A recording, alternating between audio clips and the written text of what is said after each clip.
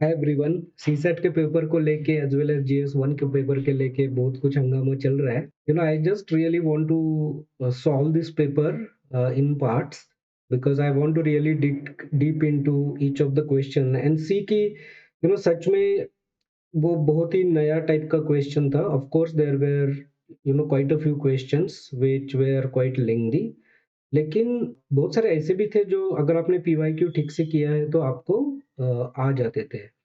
और फिर obviously we can not expect UPSC to give exactly same type of a question. थोड़ा बहुत twist तो उसमें रहेगा ही, लेकिन मेरा सॉल्व करने का पर्पस ये रहेगा कि हम क्रिटिकली देखें कि क्या ये क्वेश्चन सच में बहुत अलग है या बहुत डिफिकल्ट है या बहुत लेंदी है, और फिर उसको किस किस टाइप का प्रिंसिपल्स हम लोग अप्लाई कर सकते हैं उस टाइप के क्वेश्चन को सॉल्व करने के लिए। ऑब्वियसली नंबर सिस्टम को लेके बहुत ज़्यादा क्वेश्चन पूछे गए, जो नॉन मैथमेटिक्स स्टूडेंट्स के लिए बहुत ज़्यादा डिफिकल्ट हो सकता है। लेकिन अगर आपने नंबर सिस्टम को ठीक से किया है पीवाईक्यू में तो उसमें से मैक्सिमम क्वेश्चन आप सॉल्व कर सकते थे। So anyway, there is enough discussion happening, so I will not get into much of that because ultimately our objective would be to get better at it because UPSC is becoming difficult at it, right? So let us start. This is my first video. I will continue to bring topic-wise videos of CSAT 2023 paper until it is finished. So first question, और इसको मैं दो type से solve करूंगा। तो if today is Sunday then which day is it exactly on 10 to 10th day. Okay, अब ये देखने से ही बहुत डर लगता है, क्योंकि आपको पता है, इतना तो पता चल ही जाएगा कि आपको 10 to 10th को 7 से डिवाइड करना है। ओके, जैसे ये नंबर देखोगे आपके दिमाग में आ जाएगा कि अरे यार, इसका तो मुझे ना ही कुछ शॉर्टकट पता है तो इसको कैसे करूं। लेकिन मुझे लगता है कि अगर आपको कुछ पता नहीं भी है ना, इसको स्ट्रेट अवे डिवीजन करने में बहुत ज्यादा समय नहीं लगेगा। Literally within 30 to 45 seconds you can do this. Okay, so I am assuming that कि आपको ये क्यों करना है ये पता है। ऑब्वियसली 7 डेज का एक वीक होता है, तो जब 7 डेज कंप्लीट होंगे तो ये वीक कंप्लीट होगा, मतलब वो सैटरडे होगा। और फिर उसके बाद जितने भी रिमाइंडर बचेगा उतने दिन को हम लोग ऑड डेज बोलते हैं, राइट? तो this is basically a question which is a mix of remainder theorem plus calendar, दोनों को मर्ज करके पूछा है ये क्वेश्चन। तो वो रिमाइंडर थ्योरम क्या है कि अगर इसको आपको डिवाइड करना है और ये नंबर डिनोमिनेटर से न्यूमरेटर बड़ा है, राइट, तो आप न्यूमरेटर से डिनोमिनेटर को सब्ट्रैक्ट कर दो।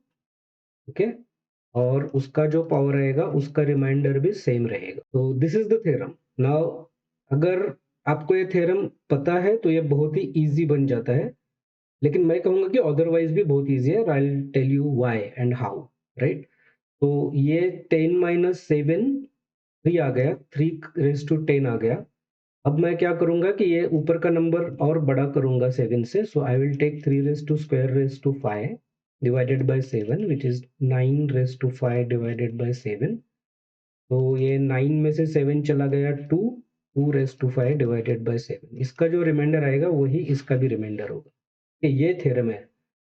अब ये थ्योरम बहुत अंदर वाला थ्योरम है, मतलब यू नो ये इसके बारे में डायरेक्ट यूपीएससी ने कभी पूछा नहीं है, और मुझे ये एक्सपेक्टेड भी नहीं है कि इतना डिटेल में सिर्फ एक मैथमेटिक्स और नंबर सिस्टम के थ्योरम पे स्टडी करना जरूरी था या जरूरी होना चाहिए।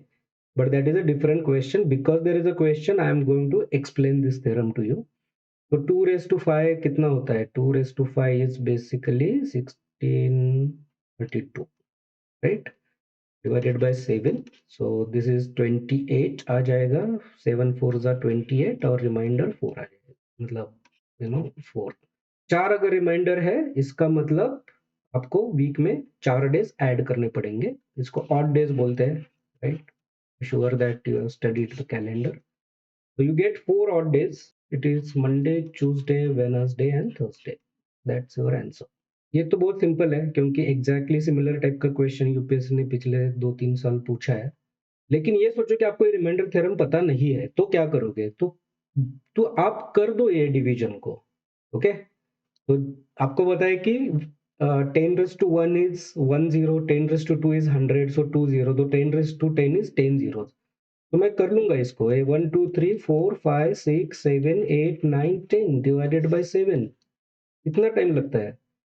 हाँ, इसमें गलती हो सकता है तो मैं थोड़ा केयरफुली करूंगा और मैं ये जीरो स्ट्राइक करता जाऊंगा जैसे मैं 7 से डिवाइड करता जाऊंगा. तो 7 1 जा 7, 3 आ गया 30, 7 4 जा 28, 2 आ गया 20, 14, 6 रिमाइंडर आ गया 60 आ गया 60, 7 8 जा 56, 4 आ गया 7 5 जा 35, 5 आ गया 7 7 जा 49, 1 आ गया 7 1 जा 7, 3 आ गया 7 4 जा 28, 2 आ गया 20 आ गया 7 2 जा 14, 6 आ गया 7 8 जा 56, राइट 60 आ गया तो 7 8 जा 56, तो 4 रिमाइंडर. कितना टाइम लगा? शायद ये मेथड से कम टाइम लगा, राइट. तो ये जरूरी नहीं है कि आप बड़ा नंबर देख के डर जाओ. अगर ऐसा स्ट्रेट फॉरवर्ड नंबर है जिसमें आपको डिवीजन का कोई दिक्कत नहीं आ रहा है, मतलब ये नंबर बहुत छोटा है, राइट. यहाँ पे कुछ 1263 होता तो फिर और भी ज्यादा टाइम लगता, लेकिन ये 1 डिजिट से करने में कितना टाइम लगेगा. तो ये 4 निकल के आ गया तो आपका आंसर है थर्सडे. ओके, चलो let us see next one. अच्छा, ये भी देखो. What is the sum of all digits which appear in all the integers from 10 to 100. अभी इसका कुछ प्रिंसिपल आपको पता है, मतलब each digit appears 20 times between 1 to 100, right. वो अगर आपको पता है तो फिर और भी ज्यादा क्विक हो जाएगा, लेकिन मैं एश्यूम करता हूँ कि आपको पता नहीं है और मैं एक्सपेक्ट भी नहीं करता हूँ कि इतने सारे प्रिंसिपल और थ्योरम आपको पता होंगे. लेकिन इस पर ये डिपेंड करेगा कि आप इसके लिए कितना टाइम लेते हो, कि इसके बारे में आप क्या इंटेलिजेंस अप्लाई करते हो. तो देखो एकदम सिंपल है. आप कर रहे हो 10 से शुरुआत, तो 11 12 13 19 तक आओगे 20 आएगा. यहाँ 21 22 23 29 तक आओगे 30 आएगा, राइट. ऐसा करते करते मतलब यहाँ पे 31 41, ऐसा करते करते आप 91 तक जाओगे, 92 93, ऐसा करते करते 99 जाएगा, फिर 100 आएगा, राइट. इतना तो आपने लिखा ही होगा आराम से. लेकिन आप सम कैसे करते हो? क्या हो रहा है देखो. ये 1 जो है ये यहाँ तक 9 बार आ रहा है, तो दिस इज, आपको ये सब डिजिट का ऐड करना है ना. तो 1 9 बार आ रहा है तो 1 इंटू 9, 2 9 बार आ रहा है तो इसको मैं ऐड करूंगा इसमें 2 इंटू 9, 3 9 बार आ रहा है, राइट. ऐसा करते करते आप 9 9 तक पहुंच जाओगे, right. I am talking of these digits, ऊपर से लेके नीचे तक. वैसे 9 कॉमन निकालो, 1 प्लस 2 प्लस 3 प्लस 4, 9 तक आएगा. अगर आपको 1 to 9 का टोटल पता नहीं है तो आप अरिथमेटिक प्रोग्रेशन का जो फॉर्मूला है n इंटू एन प्लस 1/2 उसको लगा दो. 9 इंटू 10/2 विच इज 45. अगर ये भी आपको पता नहीं है तो आप कर लो, आएगा तो 45, राइट. ज्यादा बड़ा सम है नहीं, और वही मैं कहना चाहता हूँ कि डरना नहीं है, करना है. डरना मना है, राइट. तो ये आ गया 45, ओके. और 45 इंटू 9, ऐसा 9 बार हुआ है, राइट. 1 से लेके 91, 11 से लेके 91 तक. तो ये आ गया 5 एंड 405, ओके. तो इसका ये सब डिजिट्स का टोटल का नंबर आ गया 105. अब आगे क्या हो रहा है? आगे भी 1 to 9 1 to 9 1 to 9, यही तो डिजिट्स है. तो 1 to 9 कितना है अपने को पता है कि 45 है. इसका कितनी बार आएगा? वापस ये वाले डिजिट की बात कर रहा हूँ मैं, राइट. ये 1 to 9, ये 1 to 9, ये 1 to 9, ये 1 to 9, ये 1 to 9, तो ऐसा 9 बार है. तो और एक 45/9 आ गया, ओके. तो यहाँ तक का टोटल अपना हो गया पूरा, इसके ऊपर वाला. अब देखो यहाँ पे भी 10 2 3, आगे वाला तो 0 है तो 1 2 3, यहाँ 90 है तो ये भी 1 to 9 है, तो ये 1 to 9 का 45 ऐड कर लो और उसमें ये एक ऐड कर लो. तो 400 400 800, 810, 855, 856. That's your answer, option B, right. मैं थोड़ा टाइम ले लेके सॉल्व कर रहा हूँ, लेकिन मैं ये बताना चाहता हूँ कि ये सम करने के लिए उतना टाइम नहीं लगता था। ये एक्चुअली लेंथी क्वेश्चन नहीं है। अगर आप ठीक तरह से डेटा को ऑर्गेनाइज करो और ठीक तरह से उसका पैटर्न देख के सम कर दो, तो इसमें ये आप 2 मिनट के अंदर सॉल्व कर सकते हैं, राइट? तो दैट इज़ द एबिलिटी, और ये प्रैक्टिस से आएगा। चलो आगे का देखते हैं। Question is P plus Q minus R, okay? So P plus Q minus R greater than P minus Q plus R, okay? अब क्या है ना कि ये मैथमेटिकल इक्वेशन है, और इसके दोनों साइड, जैसे आप अगर ये इक्वल होता बीच में तो आप x को x वगैरह निकाल देते हो, राइट? वैसे इसमें भी कर सकते हो। तो बेसिकली क्या है ना कि ये p को p कैंसिल कर दो, ये r को इधर ले लो, ये q को उधर, नहीं, ये q को इधर ले लो, उसको पॉजिटिव बनाएंगे। सो 2q is greater than 2r, मतलब q is greater than r। तो हमको ये पूछा गया है कि क्या q r से बड़ा है, इसका ही मतलब ये है। आपको समझ में आ रहा है? अगर ये समझ में नहीं आ रहा है, फिर भी मैं एक दूसरा नॉर्मल तरीका बताऊंगा, अगर मैथमेटिकल माइंड आपका चल नहीं रहा है तो, लेकिन क्विकली बताऊंगा at the end of the problem. चलो देखते हैं। p minus Q is positive, तो p minus Q is positive का क्या मतलब है? मतलब p q से बड़ा है, तभी जाके p माइनस क्यू पॉजिटिव होगा। ये पॉजिटिव है। और क्या बोलता है? p minus r is negative. अगर p minus r is negative है तो r p से बड़ा होगा, करेक्ट? तो हमको क्या देखना है, क्या क्यू आर से बड़ा है? हमको चाहिए क्या क्यू आर से बड़ा है। तो पी क्यू से बड़ा है, उससे हमको ये तो नहीं आंसर कर सकते कि क्या क्यू आर से बड़ा है। आर पी से बड़ा है, उससे ये नहीं आंसर कर सकते क्या क्यू आर से बड़ा है, राइट? हमको दोनों मिला के अगर देख ले तो पी क्यू से बड़ा है, आर पी से बड़ा है। अब हम बता सकते हैं क्या क्या क्यू आर से बड़ा है? क्यू आर से बड़ा है नहीं है, मतलब बता सकते हैं। The question is p plus q minus r greater than p minus q plus r, which means that is q greater than r।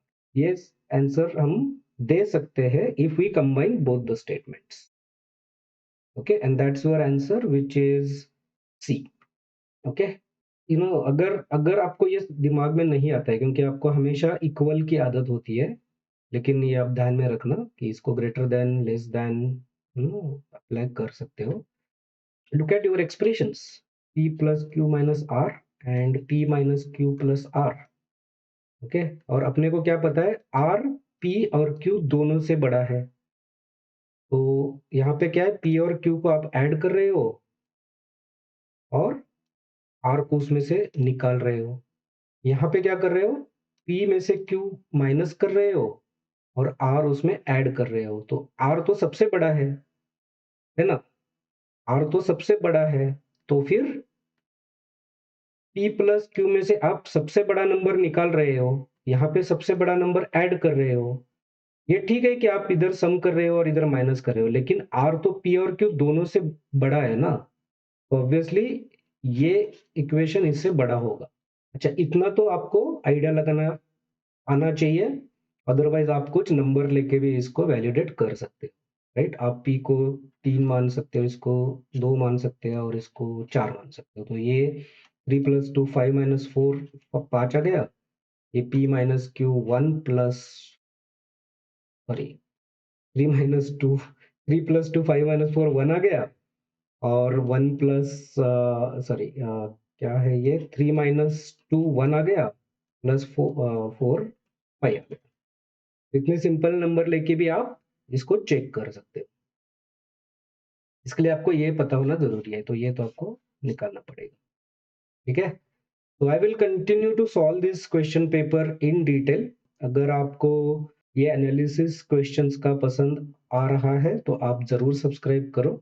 मैं सी सैट के वीडियोस लाता रहूंगा और मेरा फोकस कंसेप्ट पे रहेगा, राइट? आंसर पे नहीं रहेगा। आंसर के लिए आपको हजारों वीडियो यूट्यूब पे मिल जाएंगे। Especially if you are a 24-25 aspirant, you must subscribe to my channel because I'll be always focusing on concepts, right?